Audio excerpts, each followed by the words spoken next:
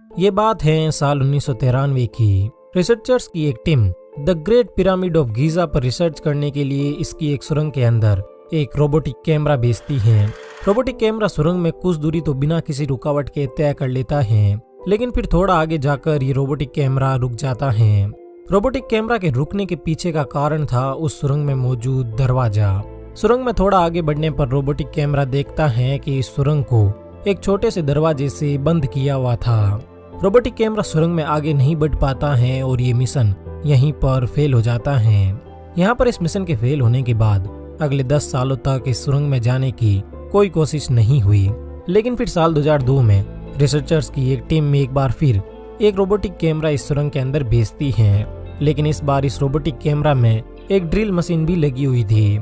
इस रोबोटिक कैमरे में लगी हुई ड्रिल के जरिए पहले उस सुरंग में मौजूद दरवाजे में एक छोटा सा छेद किया जाता है और फिर उस छेद से एक छोटा सा कैमरा दरवाजे के पार भेजा जाता है। पिरामिड पर रिसर्च कर रहे वैज्ञानिकों को लगा कि इस बार उनका ये मिशन सफल हो गया, लेकिन जब रोबोटिक कैमरा दरवाजे में छेद करके आगे बढ़ता है तो उसके बाद वैज्ञानिकों को वहां पर कुछ ऐसा दिखता है जिसने सबको हिला कर रख दिया।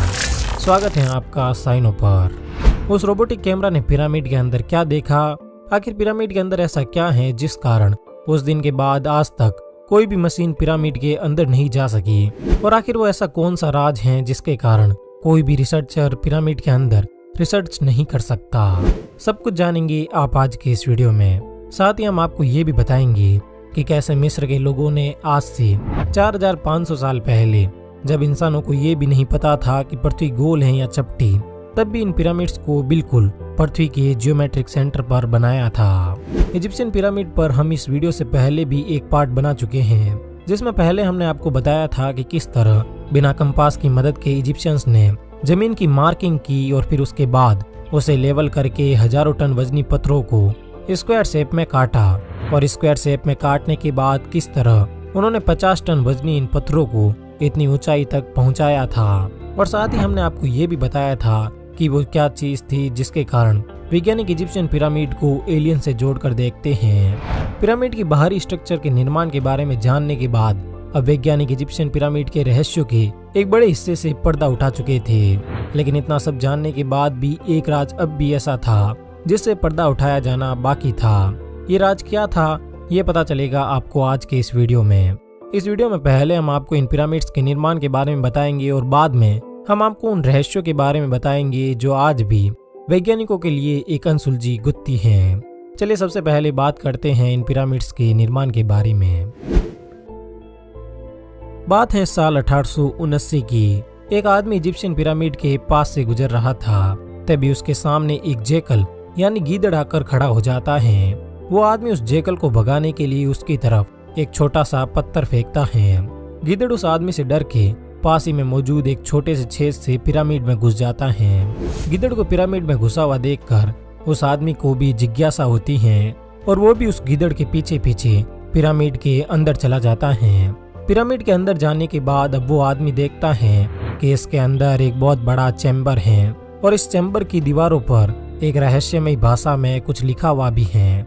इसके अलावा वो आदमी ये भी देखता है कि ये चैम्बर अंदर से पूरी तरह ग्रेनाइट से बना हुआ था और इस चैम्बर के अंदर एक बहुत बड़ा सिंगल पीस ग्रेनाइट का ताबूत भी है। ये ताबूत देखकर वो आदमी बहुत ज्यादा हैरान होता है, क्योंकि वो आदमी जिस रास्ते से इस चैम्बर के अंदर आया था वो एक छोटी सी सुरंग थी और उससे एक छोटा सा पत्थर अंदर ला पाना भी काफी मुश्किल काम था। तो अब सवाल ये खड़ा होता है कि आखिर कैसे इजिप्शियंस इतने बड़े सिंगल पीस ग्रेनाइट ताबूत को इतनी छोटी सी सुरंग से चैम्बर के अंदर तक लाए। ये सवाल अगले तकरीबन 100 सालों तक रिसर्चर्स को परेशान करता रहा। लेकिन जब इन पिरामिड्स पर और रिसर्च की गई तो रिसर्चर्स इस नतीजे तक पहुंचते हैं कि इन ताबूतों को पिरामिड्स को बनाने से पहले ही इनके अंदर फिट कर दिया गया होगा और फिर इन्हें फिट करने के बाद इनके चारों तरफ दीवारें बनाई गई होंगी। इन ताबूतों को पिरामिड बनाने से पहले ही इनमें फिट करना इतना भी आसान नहीं था, क्योंकि ये काम करने के लिए ये जरूरी था कि इजिप्शियन इंजीनियर्स को कैलकुलस की बहुत अच्छी जानकारी हो। और क्योंकि इजिप्शियन इंजीनियर्स ने ये काम कर दिखाया, इसका मतलब है कि इजिप्शियंस बिल्डिंग इंजीनियरिंग में बहुत एडवांस थे। अब ताबूत से जुड़ा ये सवाल हल करने के बाद खोजकर्ताओं को लगा कि उन्होंने इजिप्शियन पिरामिड से जुड़े सभी सवालों के जवाब खोज लिए हैं लेकिन उन्हें क्या पता था कि इन पिरामिड से जुड़ी सबसे मुश्किल चुनौती तो अभी भी उनके सामने आनी बाकी थी। इजिप्शियन इंजीनियर्स ने पिरामिड की बाहरी दीवारें तो लाइमस्टोन से बनाई थी, लेकिन इनके अंदर की दीवारें और ताबूत ग्रेनाइट से बने हुए थे। ग्रेनाइट हीरे के बाद दुनिया का दूसरा सबसे कठोर एलिमेंट है, जिसे काटने के लिए बड़ी बड़ी मशीनों की जरूरत पड़ती है। लेकिन आज से 4500 साल पहले इंसानों के पास ना तो कोई मशीन थी और ना ही कोई ऐसा औजार जो ग्रेनाइट को काट सके। तो अब सवाल ये उठता है कि एंशिएंट इजिप्शियंस ने इतनी भारी मात्रा में ग्रेनाइट को किस तरह काटा होगा। इस सवाल ने काफी लंबे समय तक रिसर्चर्स की नींद उड़ाए रखी, लेकिन फिर बहुत लंबी रिसर्च करने के बाद रिसर्चर्स को इस सवाल का जवाब भी मिल जाता है। एक्सपर्ट्स के मुताबिक कारीगरों ने कुछ इस तरह दिखने वाले तरीके की मदद ली होगी, जिसमें वो कॉपर की आरी के बीच रेत डालते थे और फिर इसे बहुत लंबे समय तक ग्रेनाइट पर रगड़कर इसे बीच से काट देते थे। इस काम को करने में बहुत लंबा वक्त लगता था। रिसर्चर्स के मुताबिक एक ग्रेनाइट के पत्थर को काटने में लगभग 4 महीने से भी ज्यादा का वक्त लग जाता था। इसका मतलब है कि पिरामिड के निर्माण के समय सिर्फ ग्रेनाइट को काटने के लिए ही हजारों की संख्या में मजदूरों की जरूरत पड़ी होगी। अब ग्रेनाइट से जुड़े हुए इस रहस्य को जानने के बाद शोधकर्ता गीजा के पिरामिड के निर्माण के बारे में लगभग सब कुछ जान चुके थे, लेकिन अब भी एक सवाल ऐसा था जिसका जवाब जाने बिना ये रिसर्च कभी पूरी ही नहीं हो पाती। पिरामिड के निर्माण के बारे में जानने के बाद अब रिसर्चर्स के सामने ये सवाल था कि आखिर इन पिरामिड्स को बनाने वाले वे लोग कौन थे, जिन्होंने अपने दिन रात एक करके इन नामुमकिन से दिखने वाले पिरामिडों को मुमकिन बनाया। गीजा के महान पिरामिड में 5 lakh ton mortar, 8000 ton granite और 50 लाख टन लाइमस्टोन का इस्तेमाल किया गया है। ये संख्या कितनी बड़ी है इसका अंदाजा आप इसी बात से लगा सकते हैं कि आज जो दुनिया की सबसे ऊंची इमारत है बुर्ज खलीफा, वो भी महज 5 लाख टन की ही है। अब जाहिर सी बात है कि जब सिर्फ एक पिरामिड को बनाने में इतने वजनी पत्थरों का इस्तेमाल किया गया है तो इन्हें बनाते वक्त बहुत बड़ी संख्या में मजदूरों की जरूरत भी पड़ी होगी। गीजा का महान पिरामिड सिर्फ 20 साल में बनकर तैयार हो गया। ये समय इतना कम है कि इसकी तुलना अगर दुनिया के 7 अजूबों में से एक ताजमहल से की जाए तो इसे बनाने में भी 22 साल का समय लगा। अब ये सब देखने के बाद ये सवाल उठना तो लाजमी है कि आखिर कैसे प्राचीन मिस्र के लोगों ने इतने कम वक्त में इतनी बड़ी इमारत बिना किसी मशीन के सिर्फ मजदूरों की मदद से बना दी।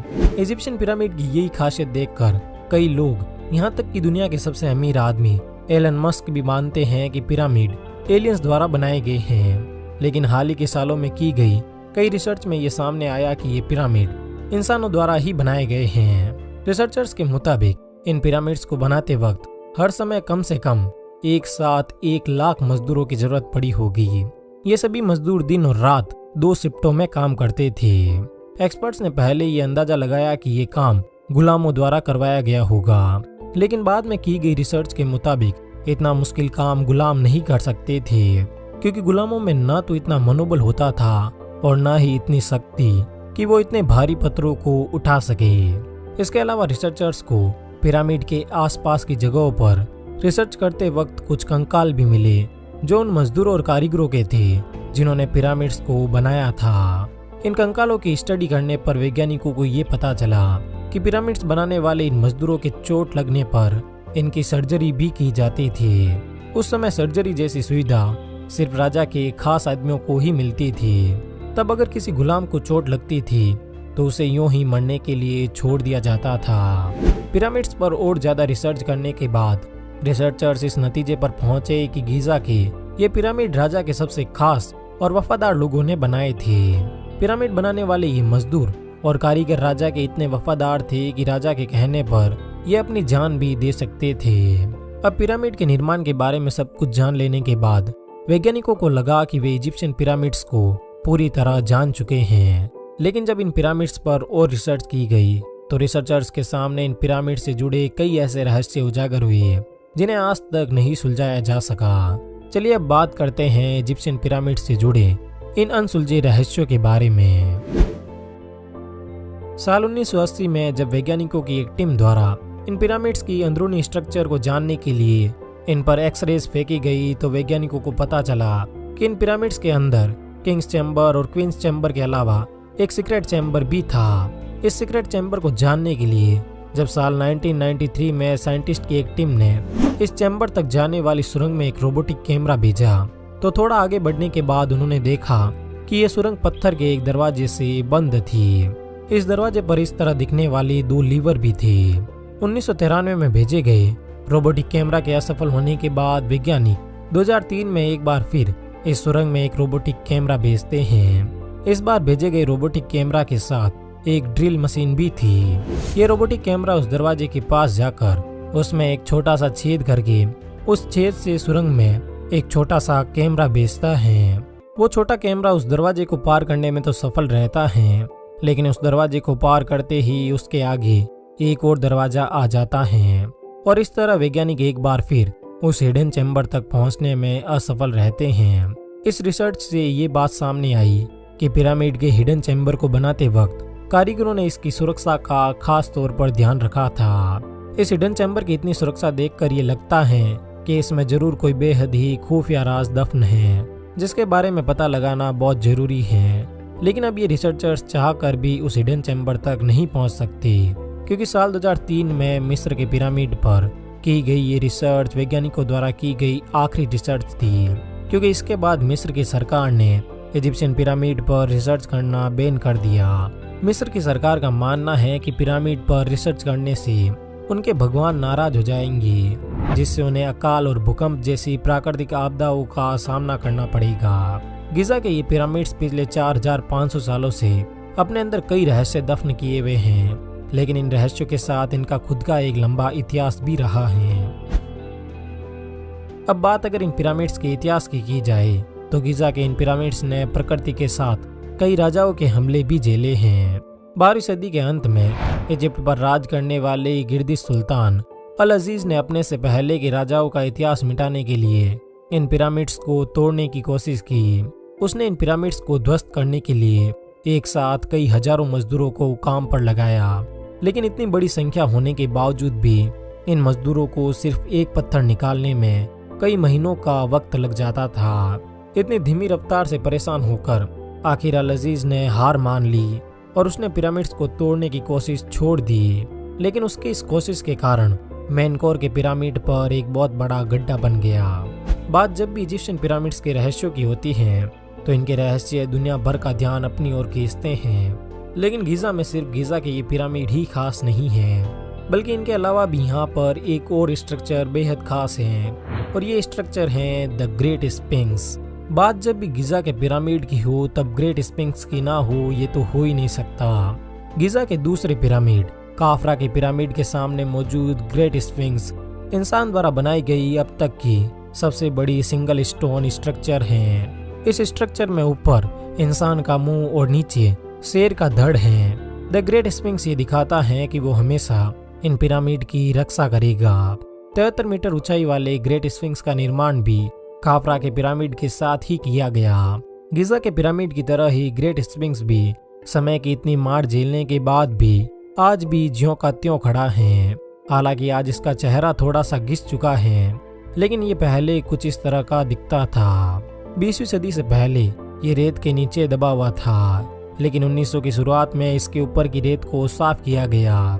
गिजा की पिरामिड की तरह ही ये ग्रेट स्फिंक्स भी काफी रहस्यमयी है। साल 1995 में जब कुछ कर्मचारी इसकी सफाई कर रहे थे तब उन्हें इसके नीचे कुछ अंडरग्राउंड टनल्स मिली। इन टनल्स की दीवारों पर ठीक उसी तरह की आकृतियां उकेरी हुई थी जैसे पिरामिड की दीवारों पर बनी हुई थी।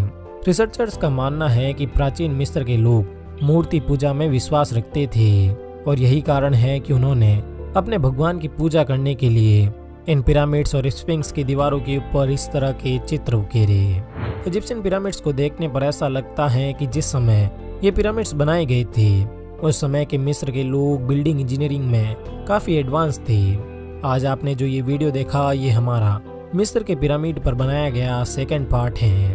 अगर आपने इस वीडियो का फर्स्ट पार्ट नहीं देखा है तो आप यहाँ पर क्लिक करके वीडियो का फर्स्ट पार्ट भी देख सकते हैं। धन्यवाद।